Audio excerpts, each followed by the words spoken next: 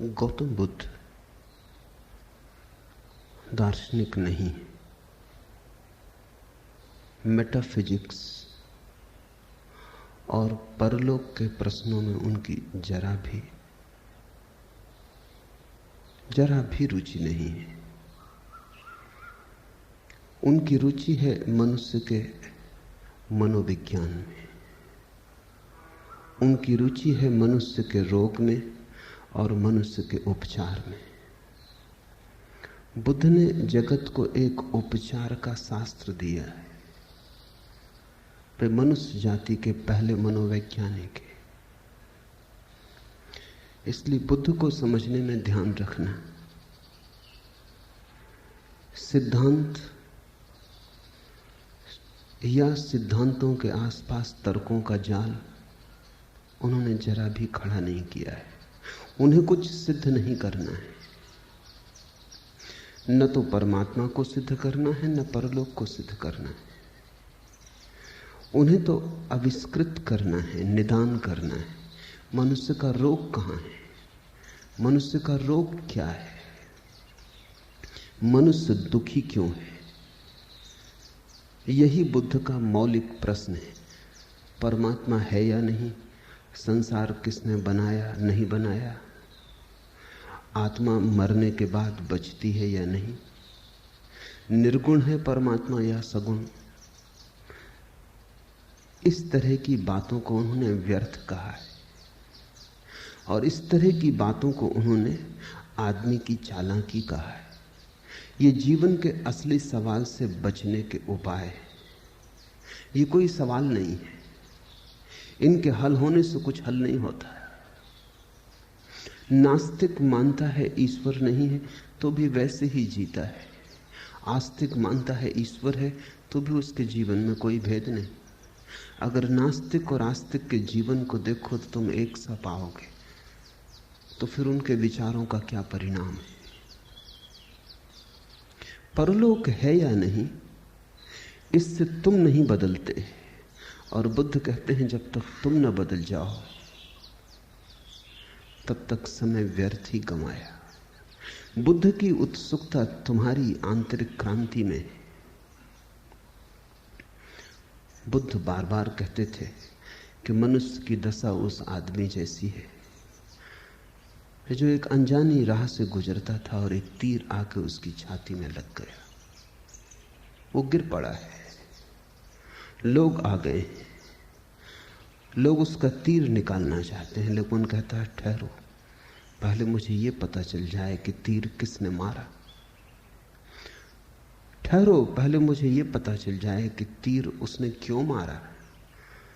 ठहरो, मुझे ये पता चल जाए कि तीर आकस्मिक रूप से लगा है या सकारण। ठहरो, मुझे ये पता चल जाए कि तीर विष बुझा है या बिन विष बुझा। बुद्ध ने कहा वह आदमी दार्शनिक रहा होगा, वो बड़े ऊंचे सवाल उठा रहा है। लेकिन जो लोग इकट्ठे थे उन्होंने कहा ये सवाल तुम पीछे पूछ लेना, पहले तीर निकाल लेने दो, अन्यथा पूछने वाला मरने के करीब है। उत्तर भी मिल जाएंगे तो हम किसे देंगे। और अभी इन प्रश्नों की कोई आत्यंतिकता नहीं है, अभी तीर खींच लेने दो। तीर छाती में लगा है, खतरा है, तुम ज्यादा देर न बच सकोगे। बुद्ध कहते ऐसी ही दशा में मैं तुम्हें पाता हूं और तुम पूछते हो कि संसार किसने बनाया। पहले इसका पता चल जाए तब करेंगे ध्यान। क्यों बनाया, पहले इसका पता चल जाए तब बदलेंगे जीवन को। क्या कारण है परमात्मा का संसार बनाने में, क्यों ये लीला उसने रची। जब तक इसका पता ना चल जाए तब तक हम मंदिर में प्रवेश ना करेंगे। बुद्ध कहते हैं जीवन का तीर छाती में चुभा है, पल पल मर रहे हो, किसी भी क्षण डूब जाओगे। ये उत्तर, ये प्रश्न सब व्यर्थ है। अभी तो एक ही बात पूछो कि कैसे ये तीर निकला है। इसलिए बुद्ध की बातें शायद उतनी गहरी न मालूम पड़े जितनी कपिल और कणाद की, कांट और हिगल की, प्लेटो और अरस्तु की, लेकिन ज्यादा यथार्थ है, ज्यादा वास्तविक है। और गहराई का करोगे क्या अगर गहराई झूठी हो और शब्दों की हो? असली सवाल यथार्थ को समझना है। बुद्ध पहले मनुष्य हैं जिन्होंने परमात्मा के बिना ध्यान करने की विधि थी, जिन्होंने परमात्मा की मान्यता को ध्यान के लिए आवश्यक न माना, और न केवल परमात्मा की बल्कि आत्मा की धारणा को भी ध्यान के लिए आवश्यक न माना। उन्होंने कहा ध्यान तो स्वास्थ्य है, तुम स्वस्थ हो सकते हो, फिर शेष तुम खोज लेना, मैं तुम्हें रोग से मुक्त करने आया हूं। इसलिए बुद्ध को तुम एक मनस चिकित्सक की भांति देखना। वे धर्मगुरु नहीं। धर्मगुरु मान लेने से बड़ी भ्रांति हो गई, तो लोग उन्हें दूसरे धर्मगुरुओं के साथ गिन देते। वे धर्मगुरु जरा भी नहीं। कहीं परमात्मा की धारणा के बिना कोई धर्म हो सकता है, कहीं आत्मा की धारणा के बिना कोई धर्म हो सकता है। तत्व की तो कोई बुद्ध ने बात ही नहीं की, तथ्य की बात की। उन जैसा यथार्थवादी खोजना मुश्किल है। और उन्होंने मनुष्य की असली तकलीफ को पकड़ा और कहा यह तकलीफ सुलझ सकती। उन्होंने 4 आर्य सत्यों की घोषणा की कि मनुष्य दुखी है। इसमें किसको संदेह होगा? इसका कौन विरोध करेगा? मनुष्य दुखी है, मनुष्य के दुख का कारण है। ठीक बुद्ध वैसे ही बोलते हैं जैसा वैज्ञानिक बोलता है, दुख का कारण है। क्योंकि अकारण कैसे दुख होगा? पैर में पीड़ा हो तो कांटा लगा होगा, सिर दुखता हो तो कारण होगा। पीड़ा है तो अकारण कैसे होगी? पीड़ा का कारण है। तो बुद्ध ने कहा पहला आर्य सत्य कि मनुष्य दुख में है, दूसरा आर्य सत्य कि दुख का कारण है, और तीसरा आर्य सत्य कि दुख के कारण को मिटाया जा सकता है, और चौथा आर्य सत्य कि एक ऐसी भी दशा है जब दुख नहीं रह जाता। बुद्ध ने यह भी नहीं कहा कि वहां आनंद होगा, क्योंकि वो कहते हैं व्यर्थ की बातों को क्यों करना। इतना ही कहा वहां दुख नहीं होगा। आनंद को तुम समझोगे कैसे? आनंद तुमने जाना नहीं। वो शब्द थोथा है, अर्थहीन है। तुम उसमें जो अर्थ भी डालोगे वो वही होगा जो तुमने जाना है। तुम अपने सुख को ही आनंद समझोगे, उसको थोड़ा बड़ा कर लोगे, करोड़ गुना कर लोगे, लेकिन वो मात्रा का भेद होगा, गुण का ना होगा। और आनंद गुणात्मक रूप से भिन्न है। वो तुम्हारा सुख बिल्कुल नहीं है, वो तुम्हारा दुख भी नहीं है, सुख भी नहीं। तो बुद्ध ने कहा उसकी बात कैसे करें, उसकी बात ही करनी उचित नहीं। इतना ही कहा कि दुख निरोध हो जाएगा। तुमने जिसे दुख की तरह जाना है वो वहां नहीं होगा। बीमारी नहीं होगी, स्वास्थ्य क्या होगा वो तुम स्वयं स्वाद ले लेना और जान लेना। और जिन्होंने भी स्वाद लिया उन्होंने कहा नहीं। गूंगे का गुड़ है। ये जो बुद्ध के वचन हैं उनके मनोविज्ञान की आधार से लाएं। विषय रस में शुभ देखते हुए विहार करने वाले, इंद्रियों में असंयत, भोजन में मात्रा न जानने वाले, आलसी और अनुद्यमी पुरुष को मार वैसे ही गिरा देता है जैसे आंधी दुर्बल वृक्ष को।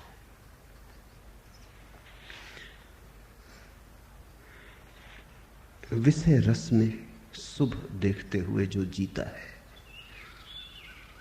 वह निरंतर दुख में गिरता है।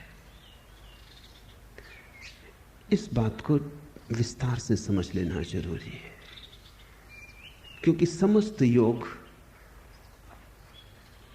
और समस्त अध्यात्म इसी बात की समझ पर खड़ा होता है। विषय में रस मालूम होता है, रस विषय में है या मनुष्य की अपनी धारणा में। कभी कुत्ते को देखा, सूखी हड्डी को चूसता है और रस पाता है, सोचता है सूखी हड्डी से लहू निकल रहा है। लहू निकलता नहीं, सूखी हड्डी में कहां लहू। लेकिन सूखी हड्डी मुंह में चबाता है तो उसके मुंह से ही लहू बहने लगता है। सूखी हड्डी गड़ती है, चोट करती है मुंह में, लहू निकल आता है। उस लहू को वो पीता है और सोचता है हड्डी से रस मिल रहा है। लेकिन कुत्ते को समझाओ, समझेगा ना। उसने कभी भीतर प्रवेश करके देखा नहीं कि सूखी हड्डी से कैसा रस निकलेगा। सूखी हड्डी रसहीन है, और अगर रस निकल रहा है तो कहीं मुझसे ही निकलता होगा। मैंने सुना है कि एक सर्दी की सुबह एक कुत्ता एक वृक्ष के नीचे धूप ले रहा और विश्राम कर रहा है। उसी वृक्ष के ऊपर जगह बनाए बैठी है एक बिल्ली, और वो भी सुबह की झपकी ले रही। उसको नींद में बड़े प्रसन्न होते देख के कुत्ते ने पूछा कि मामला क्या है, तू बड़ी आनंदित मालूम होती है। उस बिल्ली ने कहा कि मैंने एक सपना देखा, बड़ा अनूठा सपना, कि वर्षा हो रही है, पानी नहीं गिर रहा, चूहे गिर रहे हैं। कुत्ते ने कहा, ना समझ बिल्ली, ना समझ कहीं की, मूढ़, न शास्त्र का ज्ञान, न पुराण पढ़े, न इतिहास का पता। शास्त्रों में कभी भी ऐसा उल्लेख नहीं।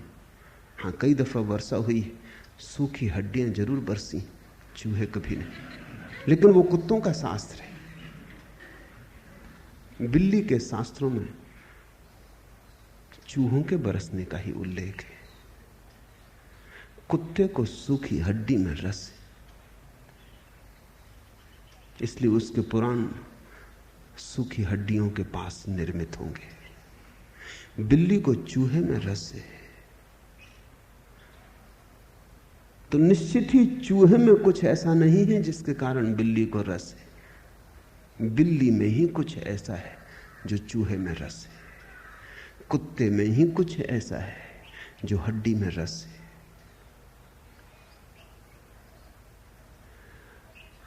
हमारी वृत्ति में कहीं रस का कारण है, विषय वस्तु में नहीं। ये पहला विश्लेषण। मैं पढ़ रहा था, दूसरे महायुद्ध में एक घटना घटी। बर्मा के जंगलों में सिपाहियों का एक जत्था, सैनिकों का एक जत्था जूझ रहा है युद्ध में। महीनों हो गए, उन युवकों ने स्त्री की शक्ल नहीं देखी। और एक दिन दोपहर को एक तोता उड़ा, जोर से कहता हुआ कि बड़ी सुंदर युवती है, अत्यंत सुंदर युवती है। सैनिकों ने अपनी बंदूकें रख दी। बहुत दिन हुए स्त्री नहीं देखी, और तोता कह रहा है तो वो सब तोते का पीछा करते हुए भागे कि कहां जा रहा है।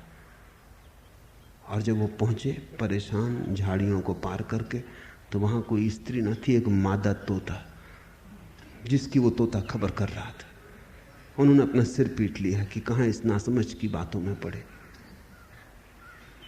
लेकिन तोते का रस मादा तोते में है। तुम्हें कोई रस नहीं मालूम होता मादा तोते में। मादा तोते में कोई रस है भी नहीं, वो तो नर तोते की धारणा में। पुरुष को स्त्री में रस मालूम होता है, स्त्री को पुरुष में रस मालूम होता है। वो रस बाहर नहीं, वो तुम्हारी भाव दशा में, वो तुम में है। बुखार के बाद स्वादिष्ट से स्वादिष्ट भोजन में स्वाद नहीं मालूम होता, तुम्हारी जीभ ही बदल गई है। तुम्हारे जीभ में स्वाद लेने की जो क्षमता है वही नहीं रही है। भोजन में थोड़ी स्वाद होता है, स्वाद तुम्हारी जीभ की क्षमता है। जब तुम स्वस्थ होते हो स्वाद होता है, जब अस्वस्थ होते हो स्वाद खो जाता है। जीवन का जो रस है वो वस्तु में और विषय में नहीं है, वो स्वयं तुम में है। और जब तक तुम उसे विषय में देखोगे तब तक तुम गलत मार्ग पर भटकते रहोगे, क्योंकि तुम विषय का पीछा करोगे। जब तुम देखोगे कि वो रस मुझ में ही है, वो मैंने ही डाला है वस्तु में, वो मैंने ही प्रक्षेपित किया है, वो रस मैंने ही आरोपित किया है, उसी दिन तुम्हारे जीवन में क्रांति शुरू हो जाएगी। तब रस को खोजना हो तो अपने भीतर गहरे जाओ। अब बाहर जाने की कोई जरूरत ना रही। दुनिया में दो ही तरह की यात्राएं हैं, एक बाहर की यात्रा है।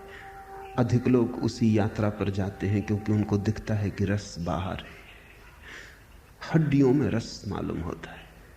फिर कुछ लोग जाग जाते हैं और उन्हें दिखाई पड़ता है बाहर तो रस नहीं है, रस मैं ही डालता हूं, मैं ही डालता हूं और मैं ही अपने को भरमा लेता हूं, रस मुझ में है। तो फिर वे अंतर यात्रा पर जाते हैं। उस अंतर यात्रा को ही बुद्ध ने योग कहा है।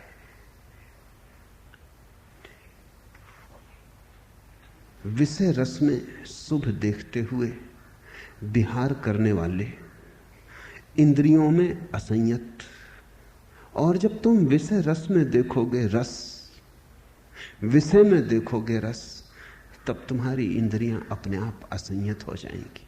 क्योंकि मन चाहता है भोग लो, जितना ज्यादा भोग सको, कुछ चूक ना जाए। समय भागा जाता है, जीवन चुका जाता है, मौत करीब आती चली जाती है, कुछ छूट ना जाए, कुछ ऐसा न रह जाए कि मन में पछतावा रहे कि भोग ना पाए। तो भोग लो, ज्यादा से ज्यादा भोग लो। उस ज्यादा की दौड़ से असंयम पैदा होता है। आंख थक जाती है तो भी तुम रूप को देखे चले जाते हो, जीभ थक जाती है तो भी तुम भोजन किए चले जाते हो, पेट और लेने को तैयार नहीं है फिर भी तुम भरे चले जाते हो। तब रस तो दूर रहा, विरस पैदा होता है। ज्यादा खाने से कोई आनंदित नहीं होता, पीड़ित होता है। ज्यादा देखने से आंखें सौंदर्य से नहीं भरती, सिर्फ थक जाती, धूमिल हो जाती। ज्यादा दौड़ने से, धन वस्तुएं इकट्ठी करने से